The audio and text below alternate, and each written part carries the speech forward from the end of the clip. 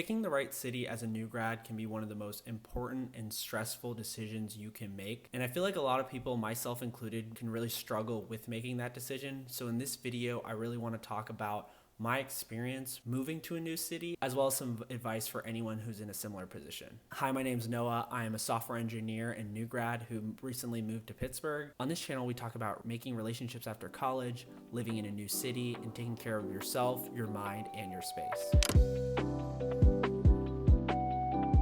So first, I want to talk about understanding if you have options to actually move to a new city. I know a lot of people in this job market really can only pick a city based on where they get a job. So obviously this video is not going to apply to everyone, but if you're like me, as someone who works remote, or maybe you got multiple job offers, maybe you're interning in a new city and you're considering maybe living there after your internship, I think this video can apply to you and you can take something regardless if you have a ton of options or maybe you just have one or two. I think a lot of people, when they're considering different jobs, really care about the pay, maybe the company, the prestige regarding that, especially in like the software field. And I think just as important is understanding if that city is going to be a place where you can thrive, and is it somewhere you actually want to spend the next couple years. Now I know that's not the case for everyone, but where I live was really important to me and really influenced my decision making. Like I said, I've said this in a couple videos already, but I do work remote, so I kind of had the option to live wherever. And while that does sound really nice, at the same time, it was kind of daunting to decide where I actually wanted to end up. So in this video, I really want to give you guys advice in making that decision, as well as going through my thought process when I actually ended up picking a city. I think it's really important to understand what you're actually looking for. Not everyone sees cities the same way or sees different states in the same way.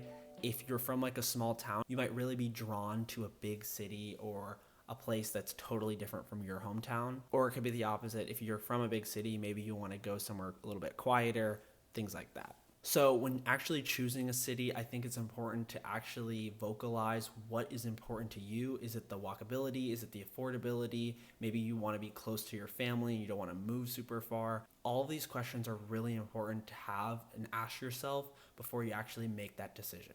And I think it's really important when you're weighing different options or different job options as a new grad to consider where you're going to live, because it's really, really going to have an impact in your day-to-day life. The people you meet after college can really, really impact your life going forward, as well as the relationships you build now you might carry with you for a long time. Next, I want to talk about understanding when it's time to move from somewhere, maybe your college town or the place you went to high school or you grew up, your hometown. For me, what really influenced my decision to actually move to Pittsburgh was the feelings I had towards my college hometown. As I've said many times before, I went to school in Orlando, and that really shaped my formidable years going from like 18 to 22. That's where I feel like you really have an impact on who you are as a person and what you're looking for. Although Orlando is bigger in terms of like metro population, I think it's like 2.9 million versus Pittsburgh is 2.4 million. The city was so spread out that it really didn't feel like it was a large city. There was obviously pockets of like near my school, downtown, and like the theme parks. But actually living in a city that is so like spread out, it really didn't feel like there was 2.9 million people living there. So I knew from the get-go that I wanted to live somewhere that was a lot more dense and had a better city feel. And something that I really felt that was lacking in Orlando was like cultural relevancy and like a cultural backdrop. Now living in Pittsburgh, it really feels like the city has a lot of roots and a lot of cultural like relevancy to it. And that's something that I've really, really enjoyed so far. And for a lot of people, you've probably spent 4 years in a city after college, and I had the opportunity to just like stay and continue living with my roommates, but I really felt like there wasn't a whole lot left for me in Orlando, and I didn't feel like there was opportunities for me to grow. And I think it's really important when you're picking a new city to get an understanding if you're going to actually be able to grow and develop in that place. I think it's really good to pick a city that's not like where you've spent the last couple years, so that you can actually grow and like stretch yourself in a way. And that is definitely something that I've experienced here so far. Obviously living in Florida, Pittsburgh and Pennsylvania couldn't be more different. This next part's a little bit harder to implement, and I don't think it applies to everyone, but if you have any roots in the city that you're going to move to, I think it can make a really big difference. For me, I interned in Pittsburgh last summer, and I really got an understanding for the city in like 3 months, as well as I made some connections. Now, I know that's not the case for everyone, and a lot of people in new grad, you're just like starting a whole new job, but maybe you have some friends from college or relatives or people you know that live in the city. I think it can really help to maybe visit before or make an effort to reach out to those people. I have a whole video talking about like making friendships in post-grad, but to reiterate some of my points, I think it's important if you are moving to a city and you don't have any roots to like quickly establish some sort of friend group. I think you can meet people through various different like events and social circles, and picking a city that has like these opportunities is important. Like make sure there's young people, and is there a vibe where people like want to make friends. As someone who's like visited DC a couple times, it definitely feels different like when the city is focused on like corporate life or like career building. And I know a lot of people say that about New York as well. So do your research, kind of figure out maybe some potential options you have to like figure out what that vibe is going to be. But I think regardless, when you move to somewhere new, you're going to have to push yourself outside of your comfort zone. And I talked about this earlier, but I think it's important to pick a place that you feel like is going to stretch you a little bit. And although it might be easier just to go somewhere you're like more familiar with, I think you get a lot of growth out of going somewhere new and moving to a city that's like really different. Now, next I want to talk about like what it's actually like when you move to a new city, because for me, it's not like college where you move in and you're a freshman and like everyone's trying to meet.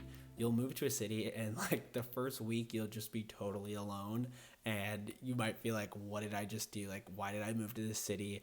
I know for me, like my apartment was so empty when I first moved in. I was like full of boxes. I'm like, oh my gosh, this is gonna be like the worst thing ever. But it's really important that you like get past that first couple of weeks and push yourself, because things get way better after like that initial shock. And it could take a while for like a place to feel like home. And for me, I've been living in Pittsburgh for like 7 months now, and it still doesn't really feel like home. But I have way more roots now in the city, and I've gotten a lot more familiar with it. So it doesn't feel like I'm like in a random neighborhood every time I go out or whatever, especially like where I live in the South Side area. I really feel connected already, and there's like local businesses that I frequent a lot, or like different coffee shops and spots that I go to. So it's really made this area feel like home, and has made like the big city kind of a little bit more condensed, and I have like my areas. Lastly, I think it's important to remember that you get what you put into a place. Cities are no different than friendships, and I've talked a bit about this in other videos, but if you just stay home and you don't really get out and try to experience a place, it might not seem like there's that much going on. I definitely had this experience in Orlando my first couple of years living there. I didn't really explore much outside of my college campus, and my last years I really started going to different neighborhoods, you know, looking up areas on TikTok and things like that. So it's important to explore and really put in, and I think you'll get a lot out of that. It's also important to remember that comparison is the thief of joy, and if you're like me, I get a ton of videos recommended on TikTok about like New York, different cities, and you might think, well, if I just move somewhere else, like this will solve all my problems. But if you don't make it a habit of like getting out there and exploring whatever city you end up, regardless of where you move, you're just going to experience the same things. Obviously, it's important to live in a city where there's a lot going on and there's like a lot of opportunities. If you're someone like me who like wants to make connections, if you move to like a retirement community, it doesn't really matter how much you put in. If you're a new grad, like you're not going to have a good time there. But I think a lot of these cities are relatively the same, and you can have a good experience regardless of where you end up. So just keep that in mind. Again, with this job market, a lot of people don't have the option to like really pick somewhere where they want to go. So as long as you're intentional about the time and the things you do, I think you'll be fine. If you want to hear more about making connections in post-grad, I have a great video on that, and I recommend you check it out. I hope you guys enjoyed and got something from this video. I have a lot more thoughts on being a new grad and making connections and all sorts of stuff about my apartment that I want to do, so stay tuned for that. But thank you guys so much for watching, and I'll see you guys in the next video.